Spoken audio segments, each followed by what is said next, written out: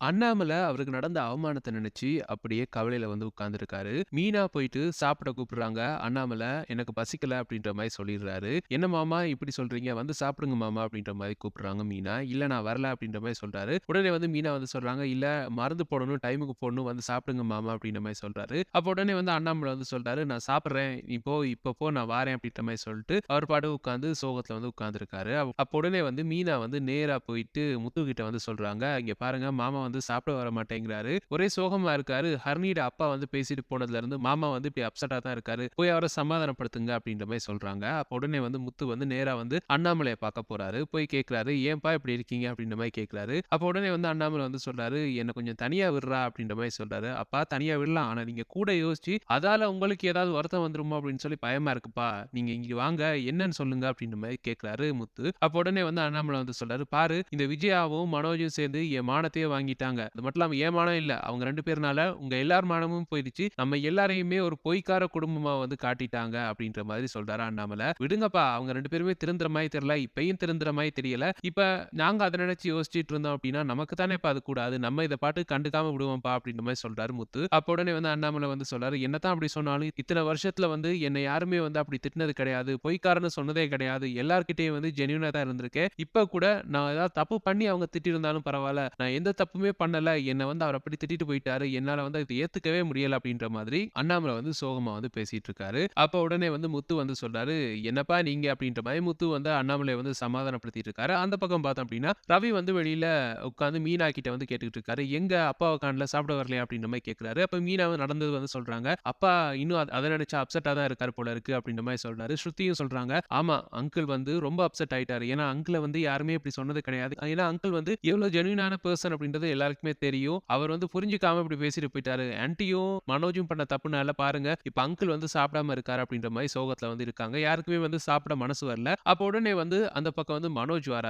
"எங்க மீனா என்ன சாப்பாடு? எனக்கு பசிக்குது" அப்படின்ற மாரி வராரு. அப்ப மீனா அப்படியே மனோஜ வந்து மொறச்சு பார்க்குறாங்க.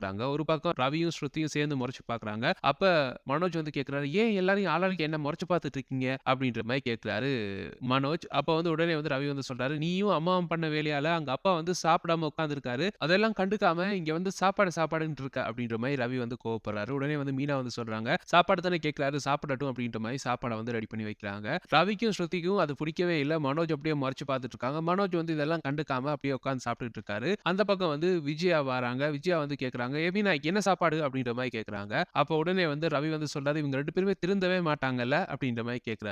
அப்ப உடனே விஜயா வந்து சொல்றாங்க, "ஏன் அவங்க வந்து அப்படி பேசிட்டு போயிட்டாங்க அப்படின்றதுக்காக நான் வந்து சாப்பிடாம உட்கார்ந்திருக்கணுமா?" அப்படின்ற மாரி கேட்கறாங்க. அப்ப ஸ்ருதி வந்து சொல்றாங்க, "ஆமா உங்களால அங்கிள் சாப்பிடாம இருக்காரு. நீங்க 2 பேருமே பண்ண தப்புனால அங்கிள அவர் திட்டிட்டு போயிட்டாரு அப்படின்னு சொல்லி அவர் வந்து சாப்பிடாம இருக்காரு. அவருக்கு வந்து வெட்கம், மானம், சூடு, சொரணை எல்லாமே இருக்கு. உங்க 2 பேருக்குமே இல்ல போல இருக்கே" அப்படின்ற மாதிரி சொல்றாங்க. உடனே வந்து, "என்ன ஸ்ருதி தேவையில்லாமலாம் பேசிட்டு இருக்க" அப்படின்ற மாதிரி விஜயா வந்து கோவப்படுறாங்க. உடனே வந்து ஸ்ருதி வந்து சொல்றாங்க, "உங்களோட இந்த பேச்செல்லாம் என்கிட்ட வச்சுக்காதீங்க. நீங்க வந்து மீனா கிட்ட பேசுற மாதிரி என்கிட்ட பேசாதீங்க. நான் சும்மா இருக்க மாட்டேன்" அப்படின்ற மாரி ஸ்ருதி கோவத்துல பேசிட்டு அங்கிருந்து அப்படியே கிளம்பி போறாங்க. அப்ப வந்து மீனா, "என்ன ஸ்ருதி?" அப்படின்ற மாதிரி ஒரு மாதிரி சொல்லிட்டு அப்படியே திரும்பி அந்த பக்கம் கிச்சன் பக்கம் போறாங்க. ரவியும் இவங்க சாப்பிடட்டும் அப்படின்ற மாரி எழும்பி அங்கால போயிடுறாரு. அப்ப உடனே வந்து விஜயா வந்து கேட்கறாங்க, "என்ன நான் சாப்பிட வந்து உட்கார்ந்தோனே ஆளாளுக்கு எழும்பி போறாங்க" அப்படின்ற மாரி கேட்கறாங்க. அப்ப உடனே வந்து மனோஜ் வந்து சொல்றாரு, "அவங்க கிடக்குறாங்க வாங்கம்மா நாங்க சாப்பிட்டோம்" அப்படின்ற மாதிரி 2 பேருமே சாப்பிட்டுட்டு இருக்காங்க. அங்க வந்து முத்து அண்ணாமலைய வந்து கன்வின்ஸ் பண்ணி நேரா வந்து சாப்பிடுறதுக்கு கூட்டிட்டு வராரு. கூட்டிட்டு வர அண்ணாமலை விஜயாவும், மனோஜும் அங்க இருக்கிறத பார்த்துட்டு, "நான் பிறகு சாப்பிடுறேன்" அப்படின்ற மாதிரி போய் சோஃபால வந்து உட்கார்ந்துடுறாரு. அப்ப உடனே வந்து முத்துக்கு புரிஞ்சிருச்சு, இவங்க இருந்ததால தான் அப்பா சாப்பிடல அப்படின்னு சொல்லி, அண்ணாமலைக்கு சாப்பாடு அவரே வந்து பிளேட்ல போட்டு நேரா சோஃபா கிட்ட வந்து கொண்டு வந்து குடுக்குறாரு. அப்ப அண்ணாமலை வந்து சாப்பிடுறாரு. அதுக்கு பிறகு வந்து முத்து வந்து நேரா கிச்சனுக்கு போய் மீனா கிட்ட வந்து பேசுறாரு. அப்பா வந்து கன்வின்ஸ் ஆகுற மாதிரியே தெரியல. இப்போ ஒரு வழியா சாப்பிட வச்சுட்டேன். ஆனா இதே யோசிச்சுட்டு இருக்காரு. என்ன பண்ணலாம் அப்படின்ற மாரி கேட்கிறாரு. அப்ப உடனே வந்து மீனா வந்து சொல்றாங்க, "எதுக்கும் நாங்க வந்து ஸ்வேதா கிட்ட இத பத்தி பேசுவோம்" அப்படின்ற மாரி சொல்றாங்க. அப்ப உடனே வந்து ஸ்வேதாக்கு வந்து ஃபோன் பண்றாங்க.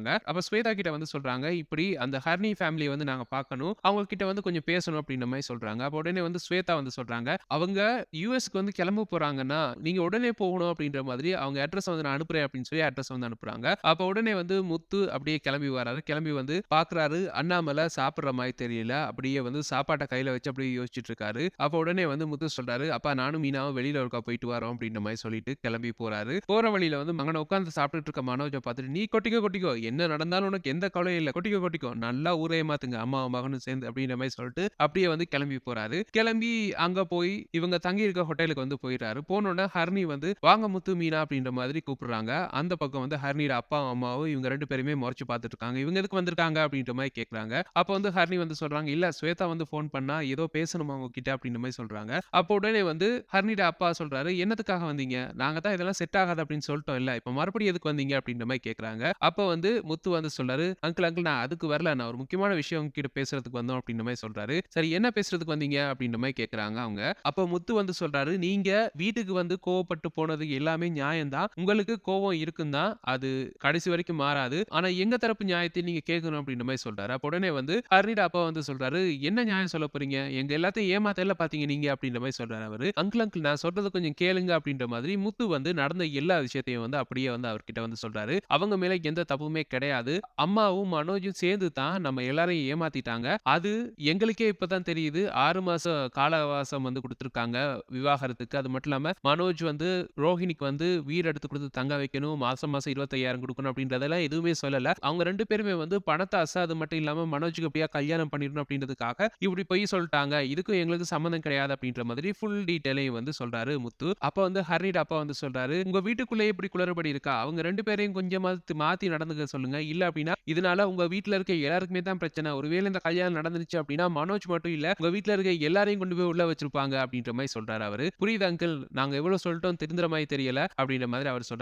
"சரி முத்து, இப்ப நான் வந்து உன்கிட்ட மன்னிப்பு கேட்டுக்கிறேன். நான் அங்க வந்து அப்படி பேசினது தப்பு தான்" அப்படின்ற மாதிரி அவர் வந்து சொல்றாரு. அப்ப உடனே வந்து முத்து வந்து சொல்றாரு, "அங்கிள் நான் அவ்வளவு பெரிய ஆள்லாம் கிடையாது. என்கிட்ட எல்லாம் மன்னிப்பு கேட்க வேணாம்" அப்படின்ற மாரி சொல்றாரு. அப்ப உடனே வந்து அவர் சொல்றாரு, "கண்டிப்பா வந்து நான் உங்க அப்பா கிட்ட மன்னிப்பு கேட்கணும். அவர் அவ்வளவு ஜென்யூனான ஒரு மனுஷன். அவர வந்து நான் அப்படி திட்டிட்டேன். எனக்கு அந்த டைம் வந்து கோவத்துல வந்து நீங்க சொல்ல வரதெல்லாம் கேட்க முடியல.